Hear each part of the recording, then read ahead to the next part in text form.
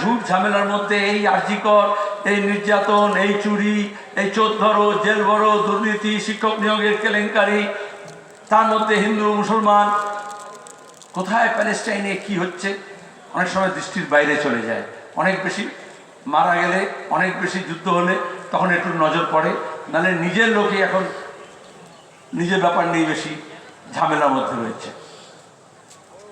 যখন এটাই আজকে যা হচ্ছে, যেটাকে ফাঁসিবাদী বলি আমরা, এখন হিটলার দ্বিতীয় বিশ্বযুদ্ধের সময় যখন ইহুদিদেরকে বলেছিল তোমরা সংখ্যালঘু, তোমাদের কীরকম অদ্ভুত অদ্ভুত সব নিয়ম, তোমাদের পোশাক আশাক কীরকম। একটা সিনেমা ছিল ছোটবেলায় দেখেছিলাম, পাজামা বলে। ইহুদিদের পোশাক দেখে খুন করা হচ্ছিল, গ্যাস চেম্বারে পাঠানো হচ্ছিল, এরা পায়জামা পরে পোশাক দেখে। মোদি এমনি এমনি বলেননি পোশাক দেখে চেনা যায়।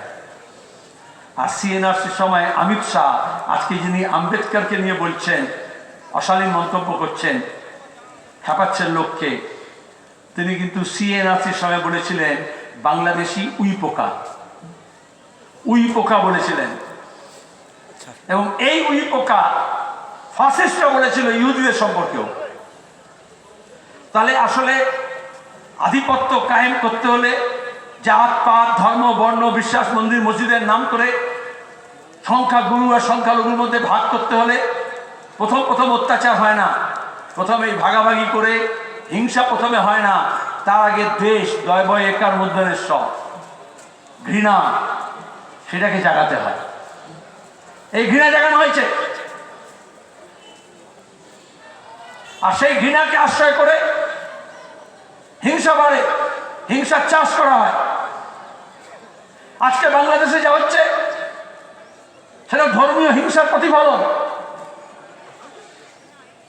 তাহলে যারা বামপন্থী, যারা লাল ঝান্ডা ধরেন, সে সমাজতন্ত্রী হতে পারে, সে কমিউনিস্ট পার্টি হতে পারে বাংলাদেশে, সে ওয়ার্কার্স পার্টি হতে পারে বাংলাদেশে, কোনো বিক্ষুব্ধ গোষ্ঠী হতে পারে, কিন্তু সে যদি লাল ঝান্ডা ধরে, সে যদি মার্ক্সবাদী লেনিনবাদী হয়, সে যদি দুনিয়ার মজদুর এক হও বলে ডাক দেয়, তাহলে তার কাজ হচ্ছে এই ধর্মীয় উন্মাদনা তৈরি করে ভাগ করার যে প্রয়াস আছে তার বিরুদ্ধে লড়াই করা।